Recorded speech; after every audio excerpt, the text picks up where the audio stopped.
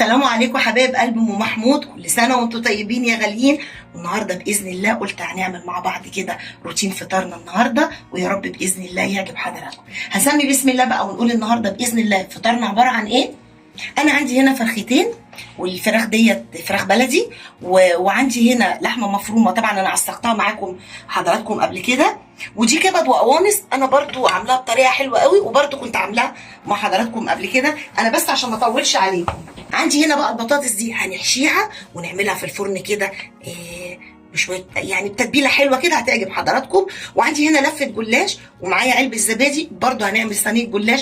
وعشان ما نطولش على بعض بقى هنبدا نسمي نشوف هنعمل ايه الاول. انا الفرختين اول حاجه قبل ما اسلقهم، انا طبعا عملتها قبل كده مع حضراتكم في الفرن، النهارده باذن الله بقى هنسلقها. طب احنا عايزين نسلقها. انا عندي هنا بصلايه مبشوره، وعندي حته زبده صغننه جدا، يعني بصوا تكاد بتاع ربع معلقه.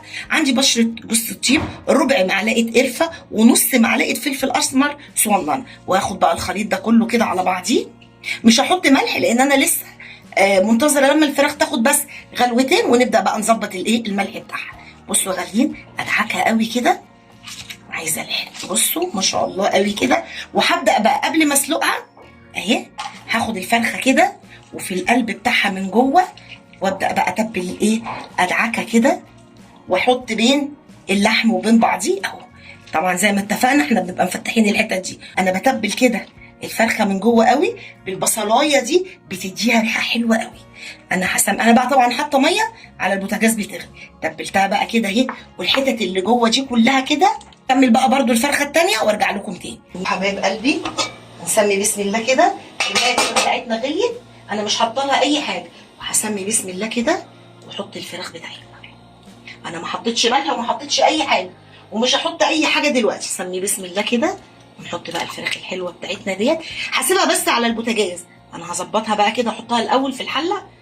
بصوا حبايب قلب ام محمود، انا كده هحطها، مش هحط لها اي حاجه، تغلي غلوتين، اشيل اي ريم موجود على الحله، وابدا بقى احط الفلفل الاسمر بتاعنا، حاجات بسيطه عشان انا حاطه هنا فلفل اسمر وانا كنت بتبلها. واحط بقى البصليه بتاعتنا الحلوه، واول ما تاخد الغلوتين هقلبها على الناحيه الثانيه، وارجع لكم تاني بقى نعمل مع بعض حاجه ثانيه. حطيت هنا الزيت في الطاسه، وهبدا بقى كده احمر البطاطس بتاعتنا.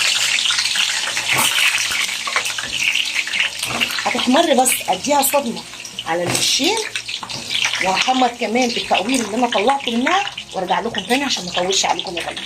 بصوا يا غاليين، احنا كده لسه بنحمر البطاطس. تعبت الشوربه بتاعتنا اهي للفراخ. بصوا حبايب قلب ام محمود كده، بسم الله ما شاء الله، حلو قوي كده. انا شلت اي ريم موجود. احط بقى البصلايه بتاعتي، وهنا ورق غار، وواحدتين هم حبهان، 4 فصوص بس حبهان اهم، استنى اهم 4 فصوص حبهان. بصوا حبايب قلب ام محمود، حط بقى كده كام واحده ورق غار اهم، و4 فصوص حبهان، وقالب ماجي، وهظبط الملح، وهسيبها بقى كده تستوي براحتها. وانا هنا بقى بعمل ايه، شويه بسله حلوين كمان. هكمل بقى تحمير البطاطس وارجع لكم تاني يا حبايبي. انا كده ده التحمير بتاع قلب البطاطسايه، هحطه كده في الطاجن بتاعنا، ندي بطانه حلوه كده. وهبدا بقى اهي البطاطس بتاعتنا زي ما قلت لكم، دي كبد وقوانص انا عاملاها بالبصل بالفلفل كده، والبهارات بقى بتاعتنا جوز الطيب، ملح، فلفل اسمر، قرفه. وهبدا بقى كده. بصوا حبايب قلب ام محمود، ولو وقع مني حاجه في قلب الطاجن بتاعنا بيبقى حلو جدا، لان احنا بناكل البطاطس دي اهي. وابدا بقى احط البطاطس دي بتاعتنا اهي. الكبد والقوانص لما تديها الاول تشويحه على البوتاجاز قبل ما تحط لها اي حاجه، حتى البصل بتضيع اي ريحه زفره فيها. وكده كده احنا بنبقى غاسلينها طبعا بخل وليمون، بيبقى طعمها حلو جدا. بصوا حبايب قلبي، نحشي بقى الحشوه التمام بتاع. عشان ما اطولش على حضراتكم هنعد 1 2 3 ونلاقي الصينيه كامله. 1 2 3. ايه رايكم؟ انا خدت كمان بقيه الكبد والقوانص حطيتها هنا مع البطاطس، زي ما قلنا بنحطها على الرز بتبقى حلوه جدا. ودي عباره عن طماطم انا كنت مسبكاها وحطيت لها شويه بس شوربه، وظبطت بقى البهارات بتاعتها. وهبدا بقى اسمي بسم الله كده، واحط فين في الطاجن بتاعنا الحلو ده، عشان نروح نعمل بسرعه كده الجلاش. بس شايفين يا غاليين، حلوه قوي كده. هنعمل بقى مع بعض دلوقتي يا حبايبي الجلاش. انا عندي هنا نص كوبايه لبن، بدل ما هحط كوبايه لبن لا انا هاخد نص كوبايه، وهاخد معاها علبه زبادي صغيره، اللبن بيدي طعم حلو، والزبادي برضو بيدي طعم حلو قوي وطريان للجلاش. واحط معاها كده معلقتين حلوين او 3 كده اهي زبده حلوه قوي كده. احط بقى معلقه فلفل اسمر حلوه قوي كده. هحط كمان ربع معلقه قرفه، ربع، بصوا يا غاليين، ربع معلقه قرفه. واحط كمان بشره جوز الطيب، بشره بسيطه كده بس بتدي ريحه حلوه قوي. واحط كمان شويه ملح حلوين كده. اقلب الخليط بتاعي.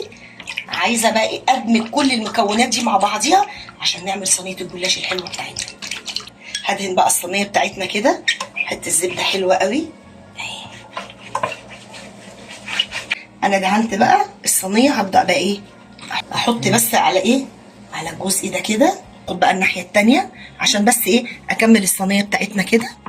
وكل راق احط عليه شويه من الخليط بتاعنا ده، هيديله طريان كده، يبقى طعمه حلو جدا. وفي نفس الوقت برده يبقى من القشره من بره كده تبقى هشه وحلوه. كمل برده، تاخدي ورقه من هنا كده وورقه من هنا بحيث ان احنا نظبط الصينيه اهو. بصوا حبايب قلب ام محمود حلو قوي كده. وامشي الخليط بتاعنا ده اهو. انا عندي هنا بقى موتزاريلا بس مش هحطها غير لما يتشمع شويه في الفرن، بعد كده احط له بقى الموتزاريلا اهو. وبرده هحط عشان ما اطولش عليكم، هكمل نص الورقه الجلاش وارجع لكم تاني. بصوا يا غاليين، انا بس الطبقه دي اللي في النص انا دهنتها كده سمنه. وهبدا بقى احط اللحمه المفرومه بتاعتي اهي.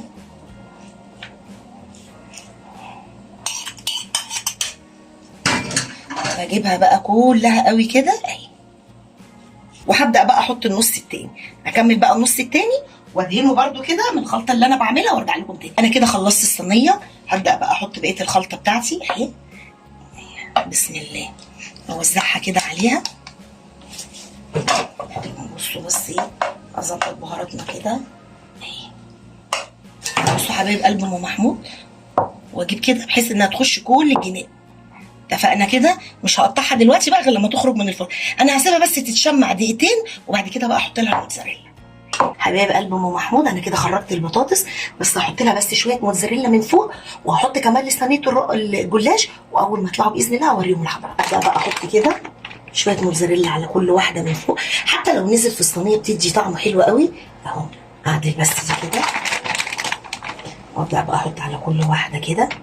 احطها بس في الفرن تاخد وش هي والجلاش، ولما يخرجوا اوريهم لحضرتك. قلت بالمره احط معاكم كده برضو. انا حطيت هنا بقى خلاص كده على وش الجلاش. هحطه بقى 3 دقايق بالظبط واطلعه في الفرن. ايه رايكم بقى يا غاليين في الصينيه بتاعتنا لما طلعت من الفرن؟ بس هي اتلسعت مني السنه صغننه من هنا.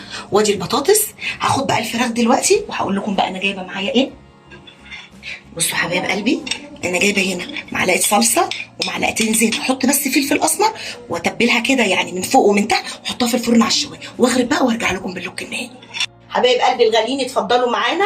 بتمنى يا رب ان الفطار البسيط ده يعجب حضراتكم، وكل سنه وانتم طيبين. واشوفكم باذن الله يا غاليين في فيديو جديد. وقبل ما انهي الفيديو ما تنسونيش في اللايك والاشتراك في القناه وتفعيل زر الجرس عشان يوصل لحضراتكم كل جديد. والسلام عليكم ورحمه الله.